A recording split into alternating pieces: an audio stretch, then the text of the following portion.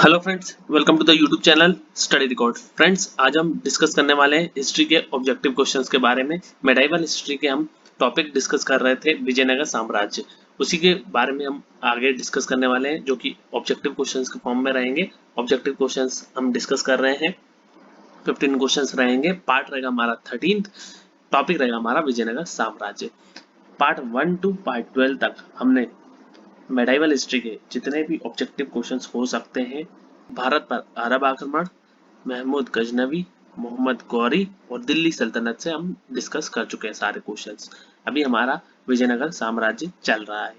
आज विजयनगर साम्राज्य के क्वेश्चंस कंप्लीट हो जाएंगे। नेक्स्ट वीडियो में हम बहमनी साम्राज्य के बारे में पढ़ेंगे और एंशिएंट हिस्ट्री के भी 13 वीडियोस अपलोड हो चुके हैं और उन सबकी लिंक डिस्क्रिप्शन बॉक्स में दे दी गई है। अगर आपको एंशिएंट हिस्ट्री देखना है तो उसकी भी लिंक डिस्क्रिप्शन बॉक्स में दे दी गई है। मेडाइवल हिस्ट्री के जो प्रीवियस वीडियो कंप्लीट हो चुके हैं तो उनकी भी लिंक डिस्क्रिप्शन में दे दी गई है। पार्ट 1 टू पार्ट 12 तक अपलोड हो चुके हैं। अगर आप पार्ट 13 देख रहे हैं तो मेरी आप सबसे रिक्वेस्ट है कि आप पहले के पार्ट्स जरूर कवर करें। और फ्रेंड्स, अगर आपने पहली बार इस चैनल में विजिट किया, चैनल को सब्सक्राइब नहीं किया तो चैनल को आप सब्सक्राइब जरूर कर लीजिए। इस तरीके के बेल आइकन को जरूर हिट कर दें, जिससे मैं जो भी वीडियो अपलोड करूंगा तो उसका नोटिफिकेशन आप तक पहुंच जाएगा। और फ्रेंड्स, डिस्क्रिप्शन बॉक्स में टेलीग्राम ग्रुप की लिंक दे दी गई है, आप टेलीग्राम ग्रुप पर जरूर ज्वाइन हो जाइए। वहां पर आपको सारी पीडीएफ एक साथ अवेलेबल मिल जाएगी। आप मुझे इंस्टा पे भी फॉलो कर सकते हैं स्टडी रिकॉर्ड के नाम से। वहां पर मैं आपको साइंस, करंट अफेयर्स और जनरल नॉलेज के पोस्ट अपडेट करता हूँ, तो आप मुझे इंस्टा पे भी फॉलो कर सकते हैं। जैसा कि मैंने आपको बताया कि हिस्ट्री का रहेगा, मध्यकालीन इतिहास के बारे में हम चर्चा कर रहे हैं। ऑब्जेक्टिव क्वेश्चंस रहेंगे विजयनगर साम्राज्य और पार्ट रहेगा हमारा 13।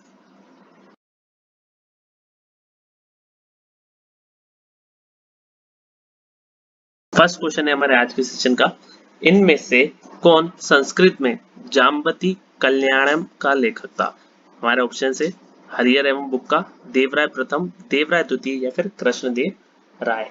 तो जाम्बती कल्याणम किसने लिखी है, किसने रचना की है?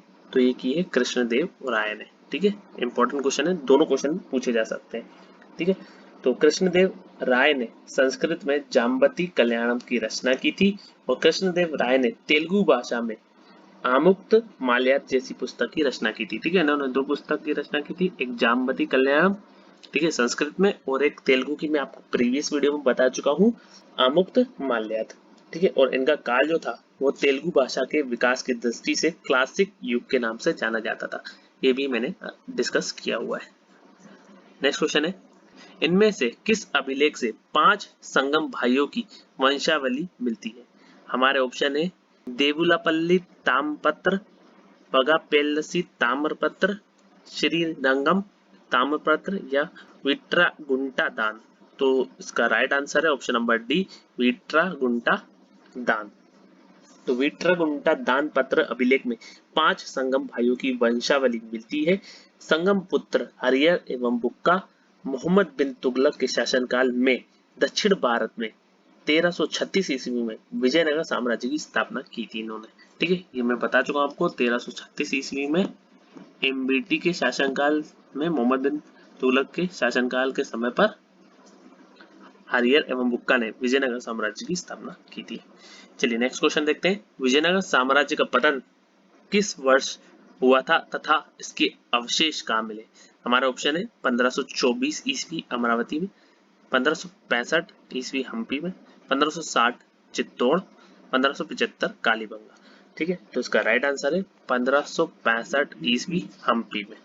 तो विजयनगर साम्राज्य का पतन 1565 ईस्वी में हुआ था तथा इसके अवशेष कहाँ मिले थे? हम्पी से मिले थे।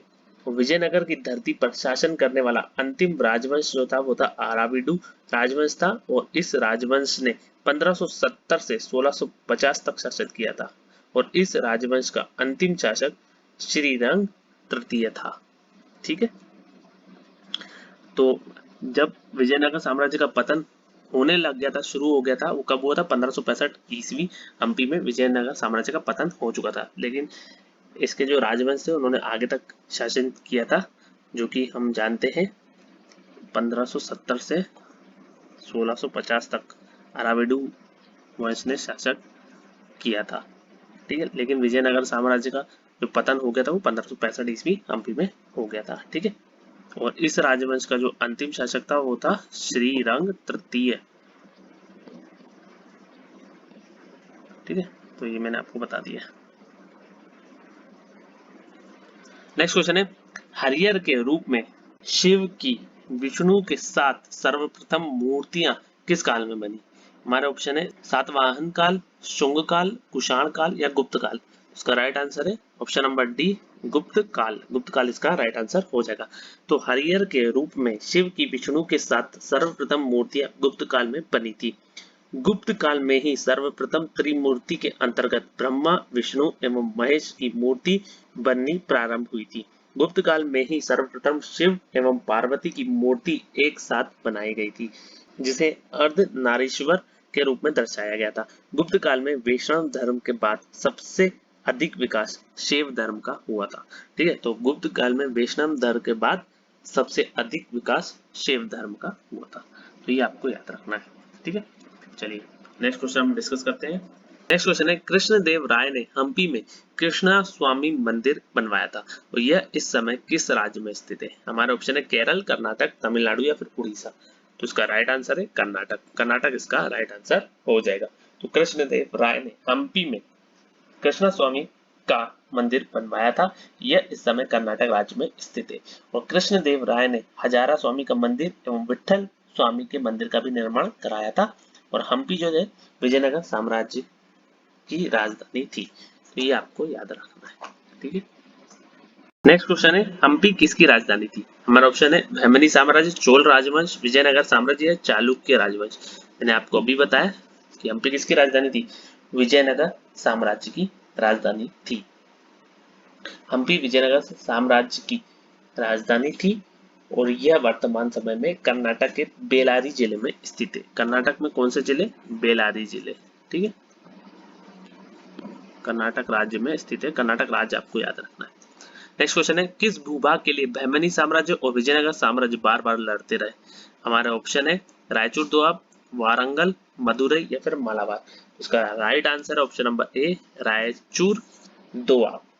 तो 14वीं शताब्दी के मध्य में विजयनगर एवं बहमनी साम्राज्य दोनों लगभग एक ही समय पर अस्तित्व में आए थे और दोनों राज्यों की स्थापना के प्रारंभ से ही उन दोनों के मध्य लंबा संघर्ष चलता रहा और इन दोनों के संघर्ष का केंद्र कृष्णा एवं तुंगभद्रा नदियों के मध्य स्थित रायचूर दोआब था।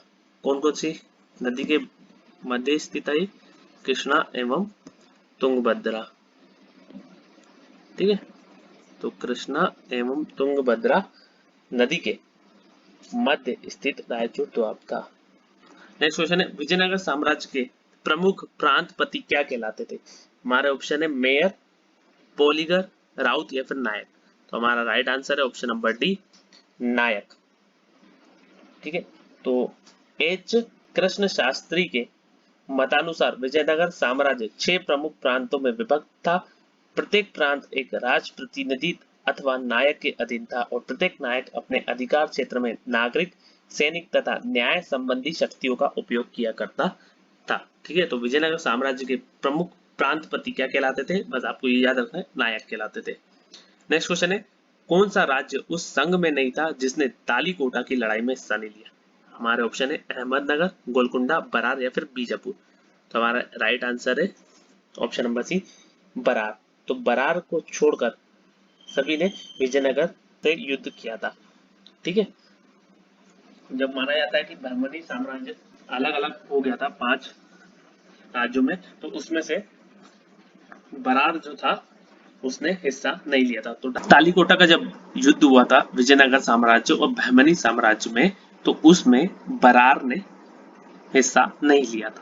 इतना आपको याद रखना है। बाकी बहमनी साम्राज्य जब आएगा तो हम इस युद्ध के बारे में और चर्चा करेंगे डीपली। ठीक है, तो बस आपको ये याद रखना है कि बरार उसमें हिस्सा नहीं लिया था। नेक्स्ट क्वेश्चन है, पश्चिमी तट पर विजयनगर साम्राज्य का प्रमुख व्यापारिक पतन था? कालीकट, कन्नौज, गोवा या भटकल। तो आपको इसका आंसर याद रखना है, भटकल। ठीक है, क्वेश्चन बनता है विजयनगर के शासकों ने होनावर, भटकल, मंगलोर एवं बकानूर को बहमनी साम्राज्य हासिल करने के बाद अश्व व्यापार पुनः प्रारंभ किया और भटकल पश्चिमी तट पर था। ठीक है, तो पश्चिमी तट पर क्या था? भटकल था। ठीक है, तो ये आपको याद रखना है। नेक्स्ट क्वेश्चन है विजयनगर साम्राज्य के पहले राजा कौन थे? हमारा ऑप्शन है हरिहर, देवराय प्रथम, देवराय द्वितीय या फिर कृष्णदेव राय। तो जो पहले राजा थे वो थे हरिहर। कौन थे? हरिहर। तो विजयनगर साम्राज्य की स्थापना मोहम्मद बिन तुगलक के शासनकाल में 1336 ईस्वी में दक्षिण भारत की धरती पर हुई थी। विजयनगर साम्राज्य की स्थापना हरिहर एवं बुक्का नामक दो भाइयों ने किया था।